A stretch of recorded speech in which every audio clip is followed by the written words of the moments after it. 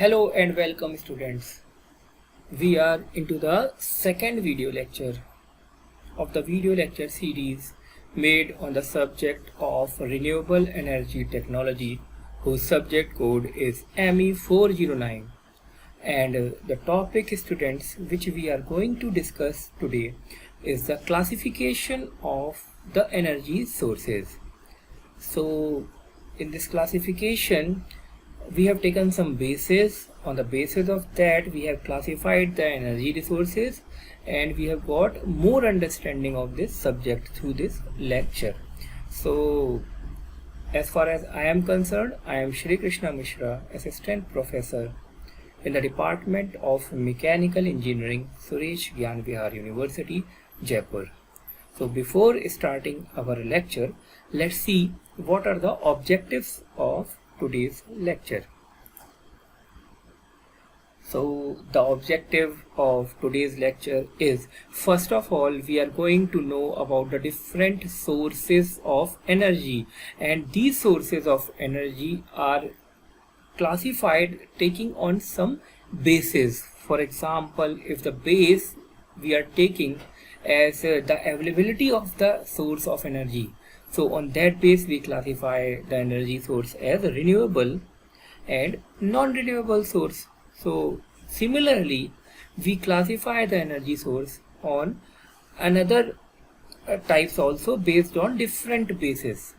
So like for example in this video lecture the objective will also be to understand the conventional and non-conventional sources of energy. We are also going to understand about the commercial and non-commercial sources of energy, and we are also going to know about the traditional sources of energy also. Alright, so these are the objectives of our today's lecture. So without wasting more time, let's start our today's lecture. We are going to know about we are into the unit 1 and which we are discussing about the different sources of renewable energy and what are the benefits of those renewable energy. So these are the sources of energy which you are seeing in the screen. These are the different, let me take it into the full slide. These are the different sources of energy, students. You can see one is the solar energy, wind energy, hydropower energy, biofuels energy means the energy that you obtain from the biomass, which is also known as the biogas, and the geothermal energy means the energy which you get below the earth's surface. If this is the surface of the earth, then below the surface of the earth there is lot of tapped energy, so using that energy is known as your geothermal energy. So basically in broad sense we can say these are the main sources of energy: solar, wind, biomass, hydropower and geothermal energy. These are the renewable sources of energy, and the plus point with renewable sources of energy is that they are always available. All right. They are always available. Their amount will not get depleted in the coming years. The third is that they are pollution free. So let's see, in the solar energy, apart from the everyday appliances of solar energy, such as room lighting, it is harnessed by two quite different methods. Now, for using the solar energy, there are two methods. One is directly using the heat of the solar energy, directly using the heat energy which you are getting from the sun. First is directly using the heat energy which you are getting from the sun. And the second is that if you convert it into electrical energy with the use of solar cells. So apart from everyday appliances of solar energy such as room lighting, it is harnessed by two methods. One is photovoltaics and second is the solar thermal. Using heat energy of the sun is your solar thermal energy, and using the electric energy made from the photovoltaic effect on solar cells is your photovoltaic energy. All right. The application of solar cells to convert sunlight directly into electrical energy is known as a photovoltaic effect. All right. What is photovoltaic effect? It is the application of solar cells to convert the sunlight directly into electrical energy. Photovoltaic is what? It is the application of solar cell.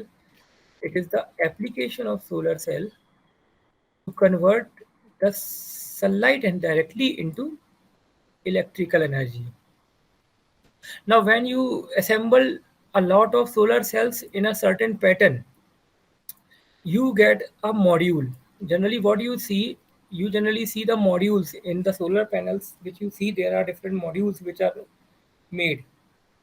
All right, and when solar module is also known as solar panel, means a solar cell is the smallest element of a whole of the solar photovoltaic solar system. Of the whole of the solar system, on the smallest unit is your solar cell. And when solar cells are combined, they make the solar module is also known as solar panel. And when you combine solar panels in a series or in a rows, then it is known as solar array, which is also known as PV array, photovoltaic array. Solar cells are often made from wafers. Wafers are what we their wafers are the slices of semiconductor materials like silicon crystals. The main source of solar cell is the semiconductor materials like the silicon. Why? Because silicons are semiconductor, though they don't conduct. They don't conduct. They are bad conductors at low temperature, but as the temperature increases, they are good conductors. So therefore, they are known as the semiconductors. All right.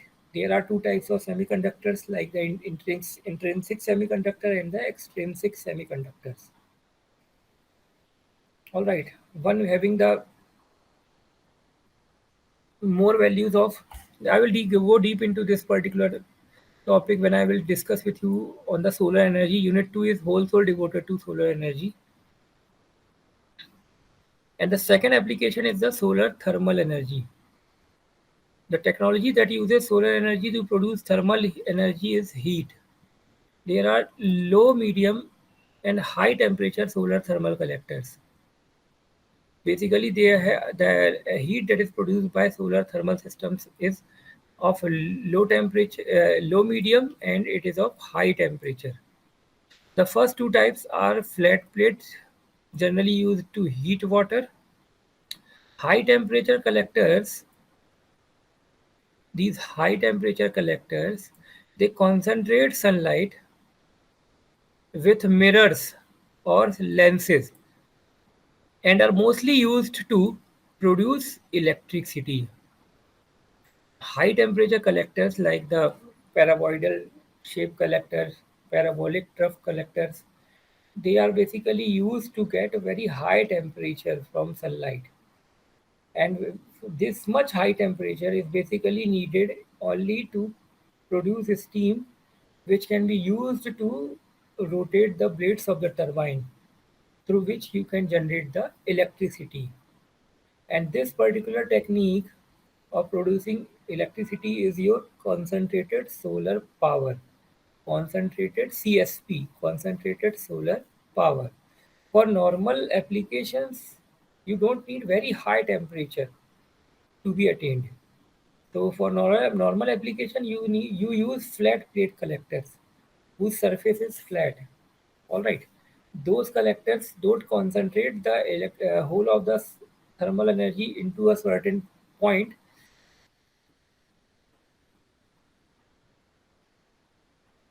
but they trap the sun's energy in a certain location, and that trapped heat can be used for moderate applications.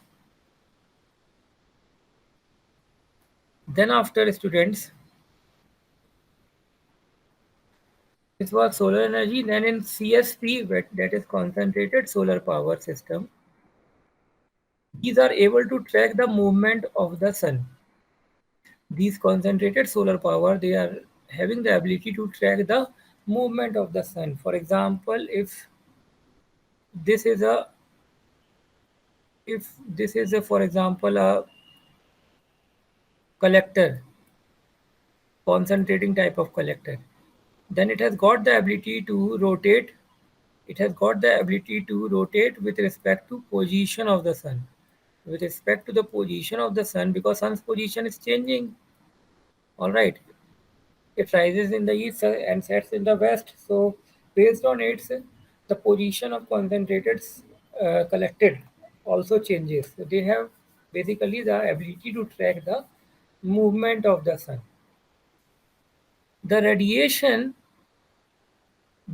they concentrate is used as a heat source for a conventional plant to produce electricity.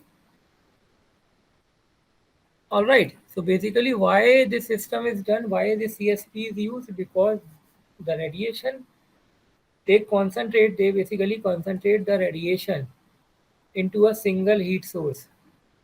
All right, into a single portion, they concentrate whole of the radiations, and thus act as a heat source for a plant that is used to produce heat or electricity, or is directed to photovoltaic surfaces to generate electrical power, or they can be used also to direct this heat energy to the PV surfaces to generate electrical power. Now this CSP allows solar installations to increase their productivity. CSP plants take up smaller areas, which helps to reduce the cost. CSP area is generally smaller. All right, why? Because it reduces the cost. It reduces the cost. Now there are various technologies that are prominent. The one that is most prominent technology in concentrating solar power is the solar trough.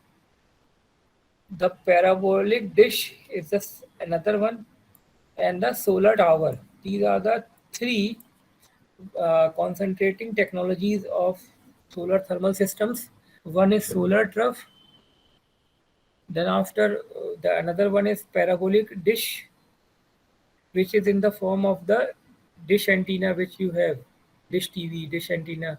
The receiver which you see, in the same manner, the design of these collectors is made, this parabolic dish collector.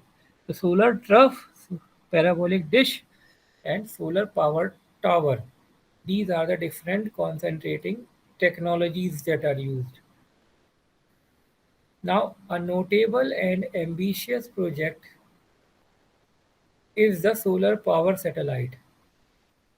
It is a system of solar collectors in space that would be directly exposed to the sun's radiation and would transmit the generated power to a large antenna on the Earth. The cost for the satellite's construction, however, would be very high. This is basically an ambitious project in solar power satellite. Here, what the thought process is that a system of solar collector in space that would directly expose to sun's radiation. Solar collector in space will be directly exposed to sun's radiation, and this would transmit the generated power to a large antenna on the Earth. The cost for the satellite's construction, though, will be very, very high. So this is one of the ambitious and notable project. So this was your solar energy, student. The second renewable energy which you know is the wind energy. In this, we are going to have extensive study of this particular wind energy also in the coming unit. But for introduction, let me tell you that the energy of wind is harnessed in these wind turbines. The energy of the wind is harnessed in this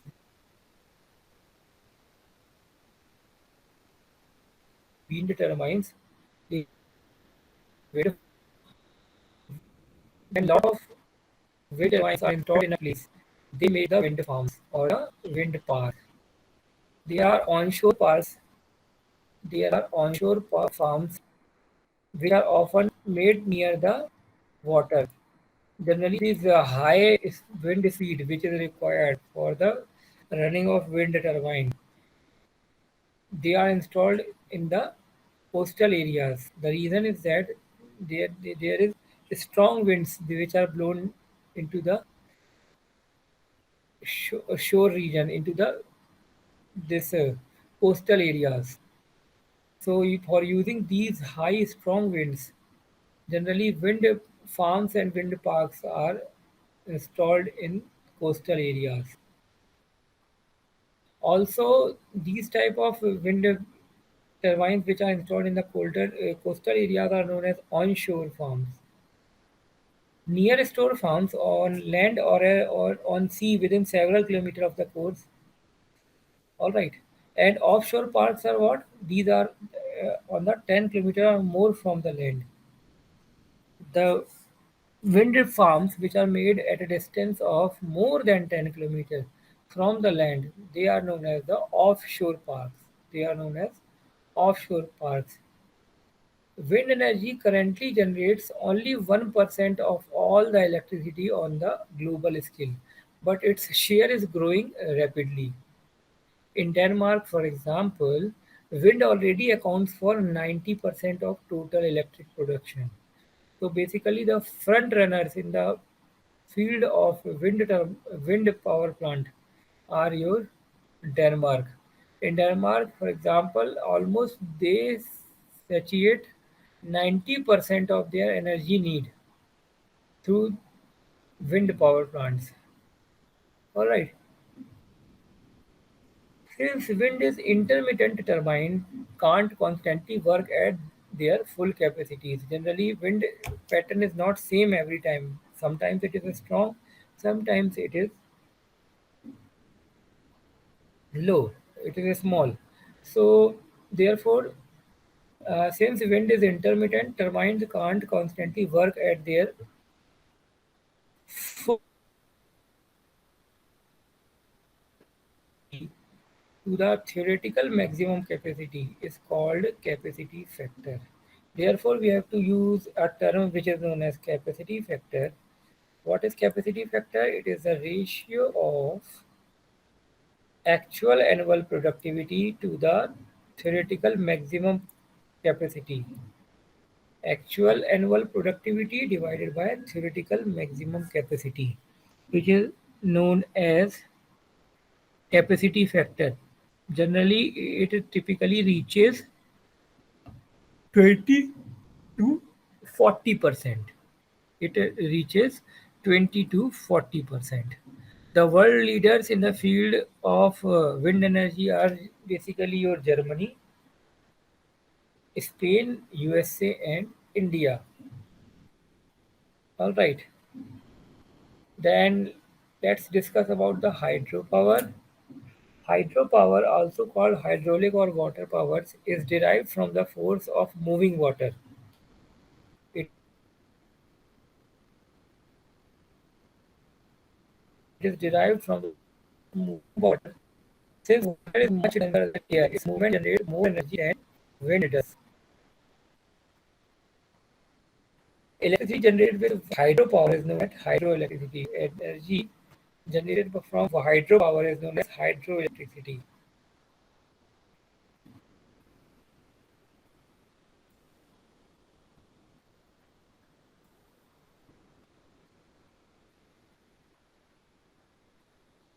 Let's complete this hydropower.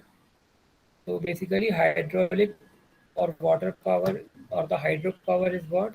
It is derived from the force of moving water. Since water is much denser than air, its movement generates more energy than wind does. All right. Now the electricity generated with hydropower is known as your hydroelectricity. Hydropower was harnessed with water wheels to operate water mills, sawmills, textile mills, and other long before electrical power came into use.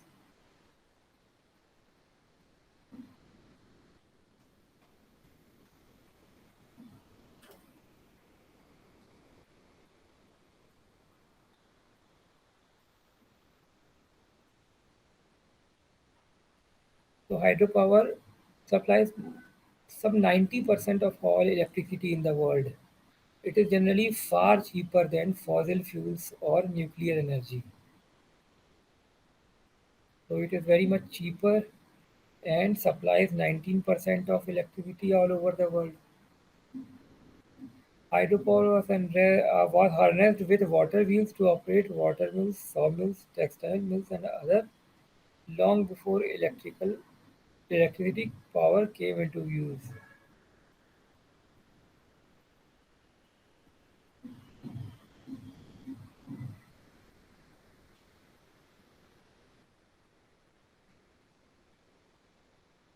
Hydroelectricity is mostly generated in dams. Water is first collected in dams, then let flow through turbines.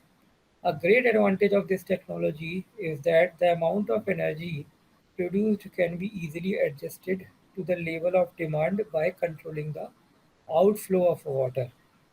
Another technology that utilizes a dam but no reservoir is the run of the river hydroelectric generation. Here, the dam cuts across the river, ensuring water will fall from its upper edge, pass through turbines, and flow back into the lower level of the river. If in some run of the river installation, water is directed into a pipe from where it passes through turbines and returns into the river. That's all.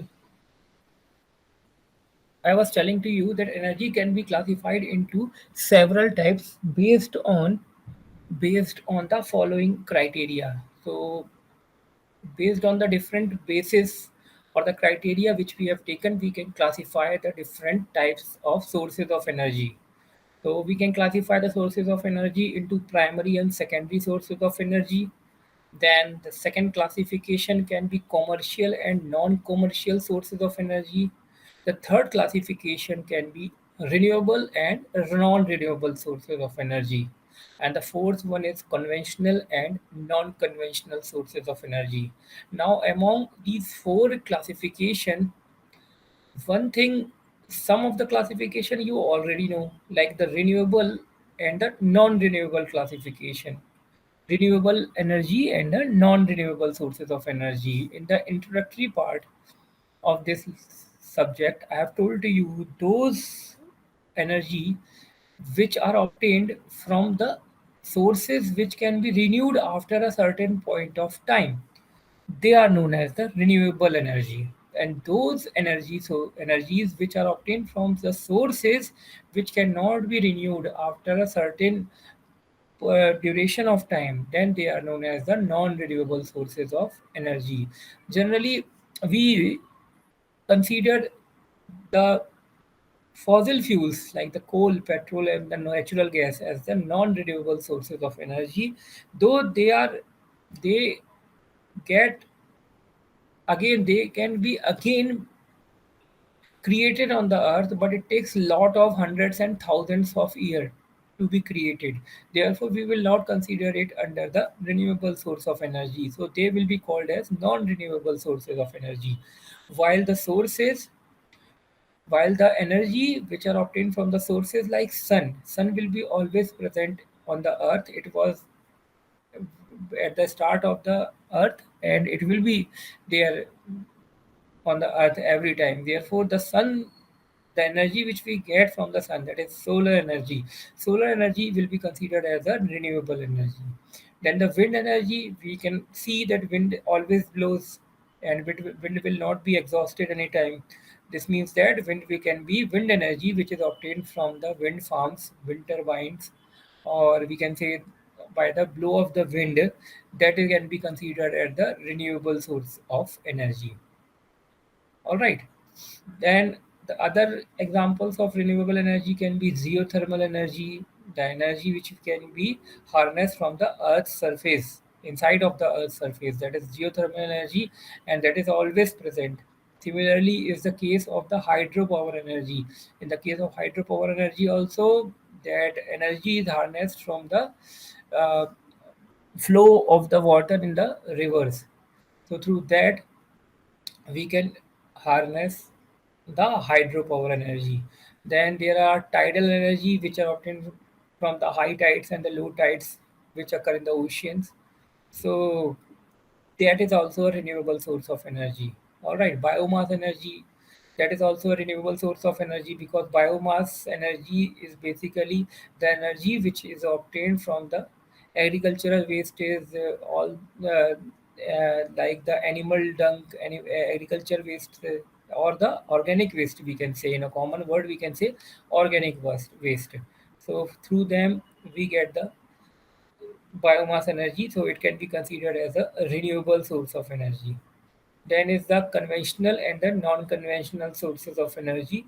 The conventional source of energy are those sources which have been traditionally used from a long time.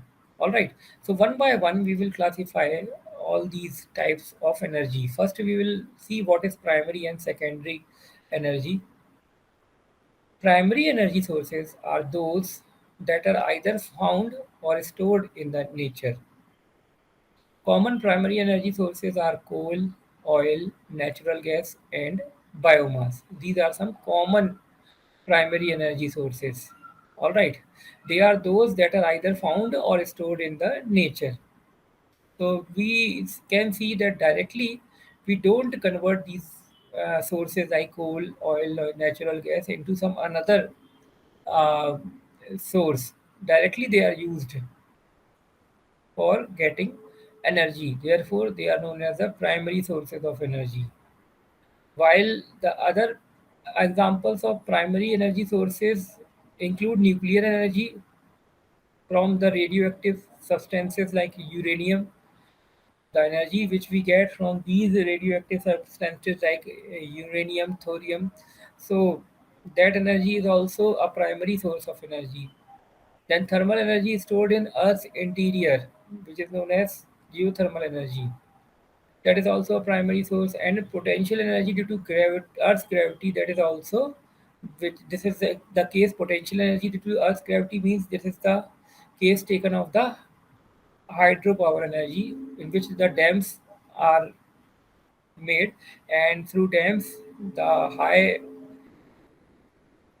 the water is discharged through small pipes known as penstocks, and through penstocks it is striked on the turbines of the blades of the turbines. So these are your this will be also considered as your primary source of energy. So many sources I have told you which are primary sources of energy. Then what are the secondary sources? See, the sources which are obtained by converting these primary energy source into industrial utilities are known as your secondary sources of energy. Like, for example, electricity. Electricity is not directly obtained, it is converted. This energy from coal, oil, and natural gas, it is converted into, first of all, steam by the use of thermal power plant. All right, and then this steam is used to run the blades of the turbine, which finally provides you electricity. So electric energy is basically a secondary source of energy. All right, electric energy is what? It is the secondary source of energy. And therefore, these can't be used directly. They have to be primary sources are to be converted into secondary sources of energy, and then they are used. While the primary sources can be used directly itself. Like coal, if you will burn the coal, you will get the energy. So that is a primary source of energy. Biomass, that is also a primary source of energy. Then the second classification, the next classification is the commercial energy and the non-commercial energy. What are they? Let's read out. Commercial energy, the energy sources that are available in the market for a definite price are known as commercial energy. Means if there is definite pricing of a certain energy source, then that is known as a commercial energy. Like electricity. Electricity has got a rate. That is a definite energy source. Energy source, electrical energy source is a source which has got some price, fixed price in the market. Therefore, it can be considered as a commercial energy. Apart from that, the your coal has got some rate. Petroleum, it has also got some rate, and we all generally see that the rate of petrols is increasing day by day, and that is also a cause of the need to use or find the renewable source of energy. So there is rate pricing with these sources of energy, coal, petroleum, electricity. Therefore, they are known as the commercial energy. All right. Commercial energy forms the basis. Commercial energy forms the basis.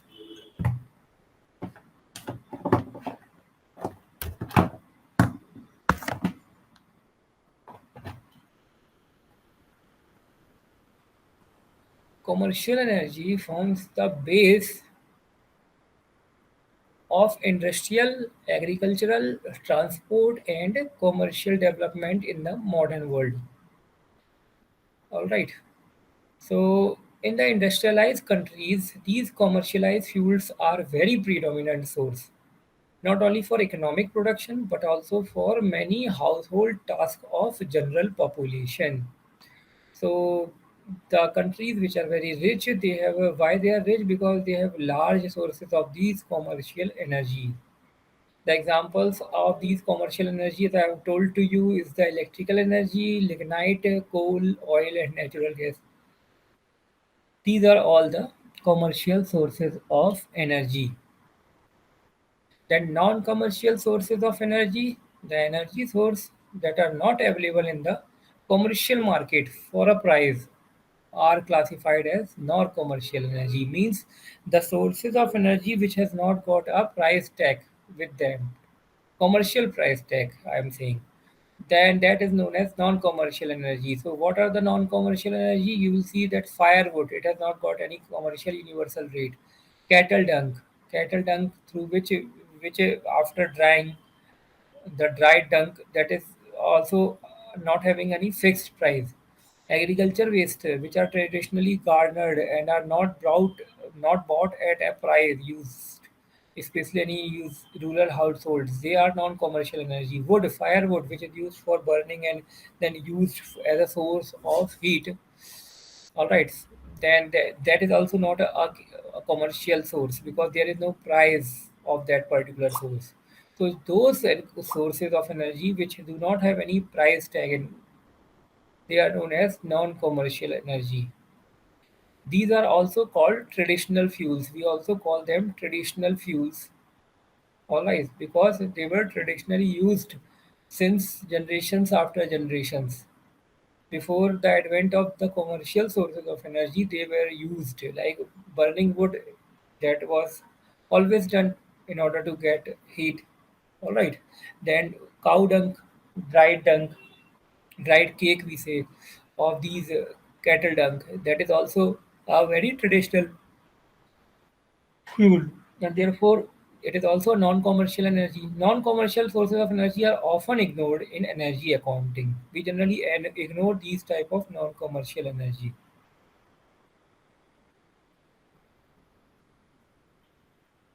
Other the examples like firewood, agriculture waste, solar energy for water heating. This is also your electricity generation for drying grain, fish, and fruits. Animal power for transport, threshing, lifting water for irrigation. These are all the non-commercial energies.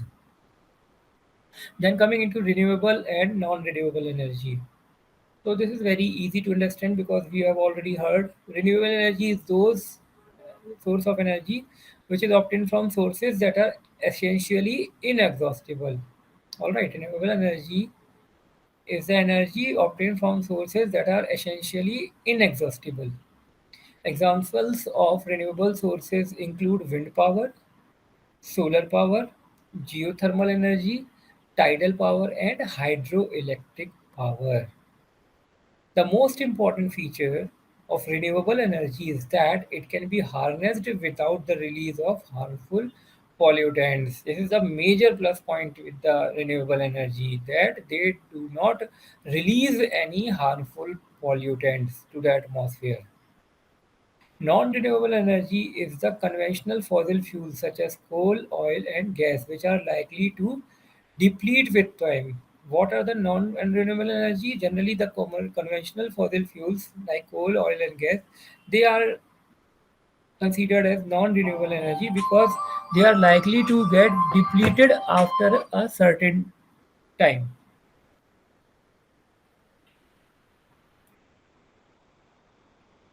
So these are what? These are the renewable and non-renewable sources of energy. Then after conventional and non-conventional energy sources, conventional energy sources are basically those which are being traditionally used for many decades and were in common use around oil crisis of 1973. Like conventional will be what which are traditionally used for many decades, like fossil fuels, nuclear, and hydro resources. These are the conventional. Traditionally, they are being used till the oil crisis of 1973. I will explain you what was the oil crisis. Then non-conventional energy sources are what? They are those sources which are now considered, means they are put to use now, like the solar panel, electric effective, means that we can say that solar photovoltaic, solar thermal systems, wind energy, biomass energy, these are now gaining a lot of focus and interest. The reason is that after the oil crisis of 1973, the world has understood that these conventional sources of energy like fossil fuels, nuclear, and hydro resources, they will not be if you for like fossil fuels in particular, they will not be available all the time in the near future. So we can't be dependent on these sources. So some new sources of energy has to be brought to the market, and therefore the new sources of energy which are now considered like solar, wind, and biomass energy are known as your non-conventional energy sources. All right. So this was all the discussion as far as the classification of different sources of energy is concerned.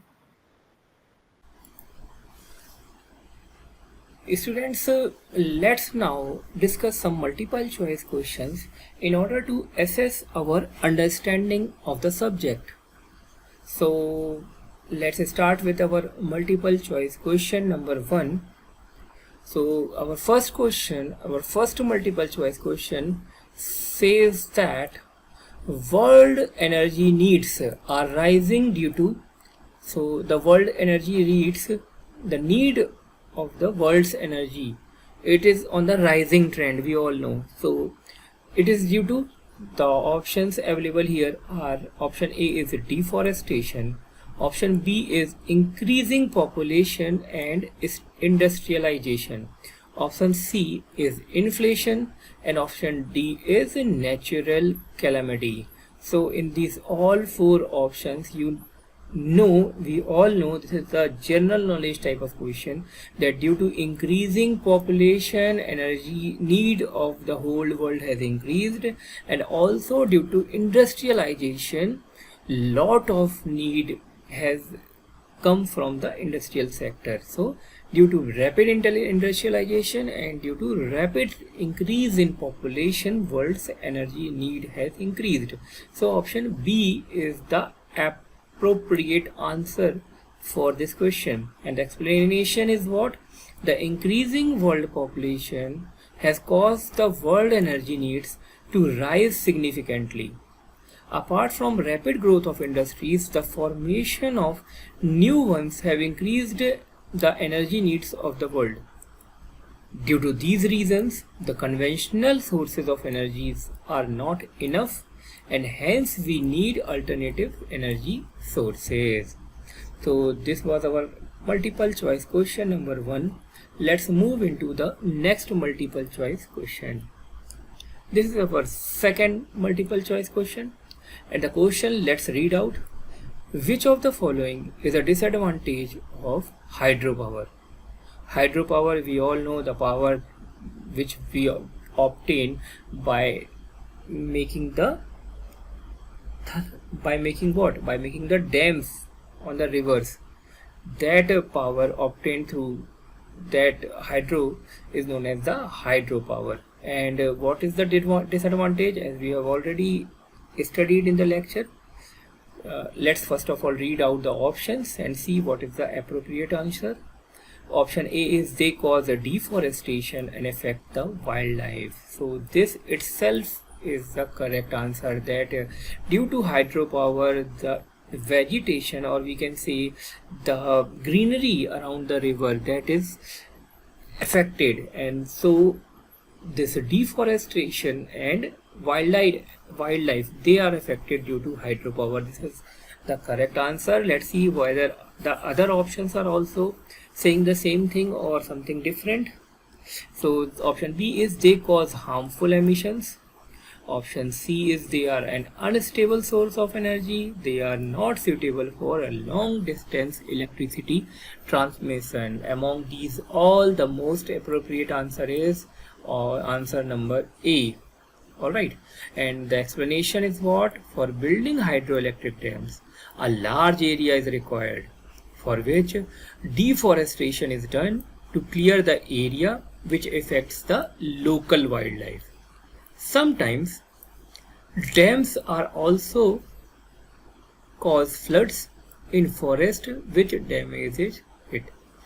Building a dam also affects the aquatic life. So this was all related to hydropower. Alright, so this was our second multiple choice question.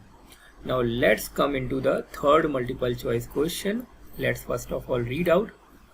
Which of the following statement is true about conventional energy sources?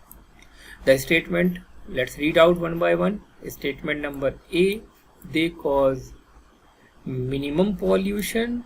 No, they cause a lot of pollution, therefore we are finding the renewable sources. Second, they are available in limited quantity. They are available in limited quantity. So this is correct. Conventional energy sources, they are available in limited quantities. They will not last for a longer time. So this is the correct statement. Let's see whether other statements are also correct or not. We should always judge all the options in a multiple choice question. So C is coal is most used conventional energy source in the world. So we can't say this is the correct, because coal, petrol, they all are used almost for equal amount. Petrol is used in transportation sector. Diesel is also used. So we can't say this. C is not the correct line. Then D, there are sufficient reserves of coal, petrol and natural gas. No, not for 300 years, wrong. Around 50, maximum 30 to 50 years, these natural resources will be with us. So we can say that option B is the correct option, and the explanation is conventional energy sources like coal, petrol, natural gas, etc. are major causes of pollution and ozone layer depletions. There are limited reserves of conventional energy sources which are bound to be finished. Alright, at the current rate of consumption, the approximate lifetime of the world's petroleum, natural gas and coal reserves are 50, 52.8 and 153 years respectively. Oil is the most used energy source in the world. At present, 31% of world's energy needs are fulfilled by oil. So now you have got understanding that the only correct statement which was in this question was the second B, that conventional energy sources are available in limited quantity. Moving into the next multiple choice question.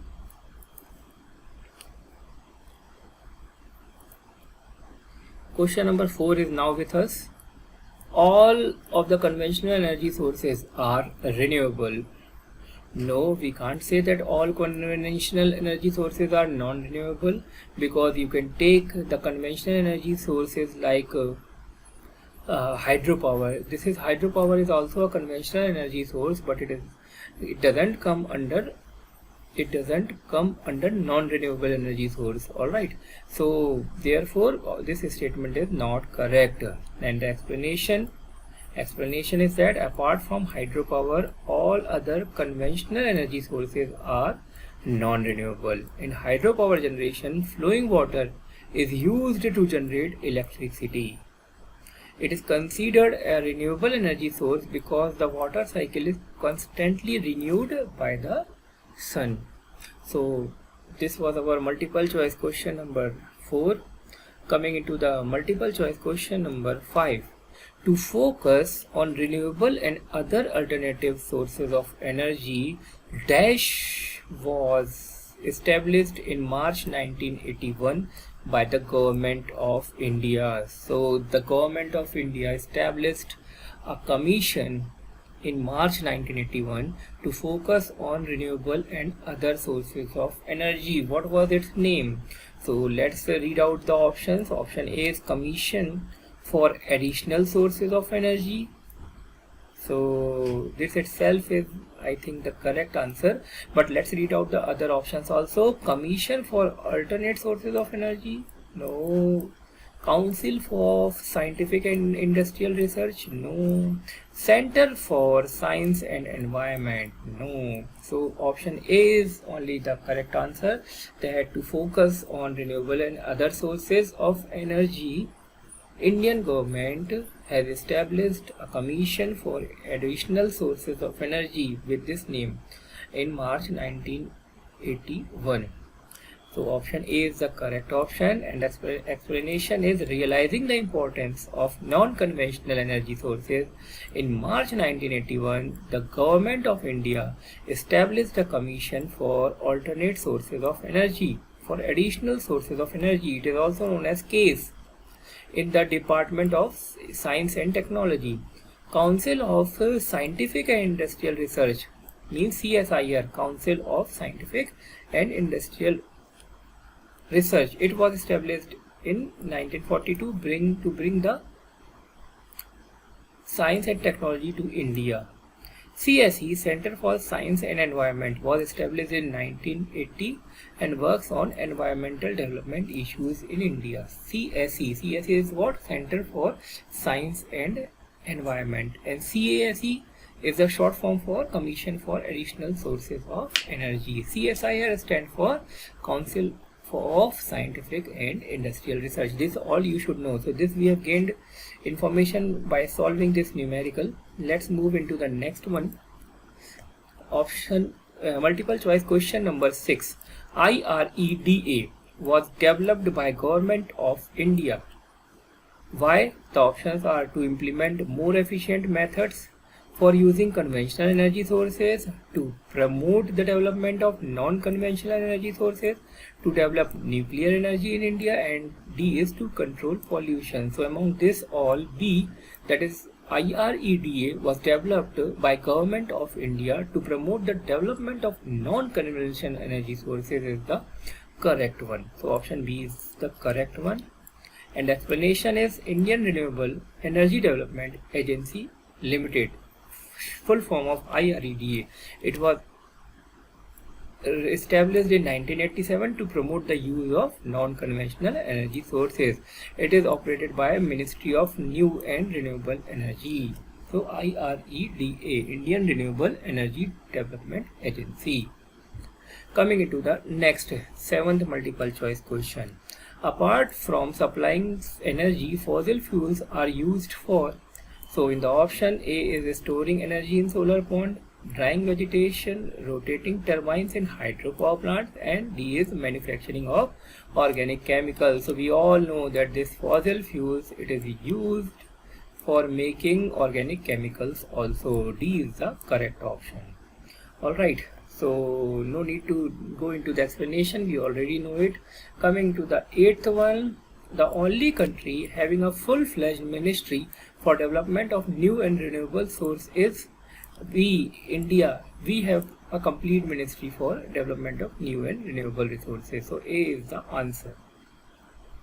Coming into the next multiple choice question, that is question number 9. CASE was established after oil crisis of 1973. Whether it is correct or wrong, it is correct, because after oil embargo, we as a nation thought of exploring the alternate sources of energy, and therefore this commission was established. So option A is the correct option. This statement is true. Coming into the 10th multiple choice question. Which of the following schemes was launched by MNRE? So in this all, we all know that MNRE means renewable source, and through renewable source this KUSUM scheme has been launched. KUSUM scheme. What is this scheme? It was launched Kusum is the short form for किसान ऊर्जा सुरक्षा एवं उत्थान महाभियान. किसान ऊर्जा सुरक्षा एवं उत्थान महाभियान. It is a scheme for farmers for installation of solar pumps and grid connected solar and other renewable power plants in India. This scheme was established with the aim to promote solar farming in India. Its launch was approved on 19 February 2019 by Cabinet Commission on Economic Affairs. So these were all the multiple choice questions related with our today's video lecture.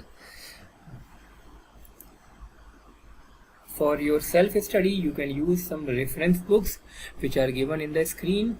All are very good books. You can use any of these books like Non-Conventional Energy Sources by TMH publication, then GD Rai Khanna publication. These all are very good books. You can use any of the book for your self-reading. So for today it's enough. Thank you students. Thank you and have a nice day.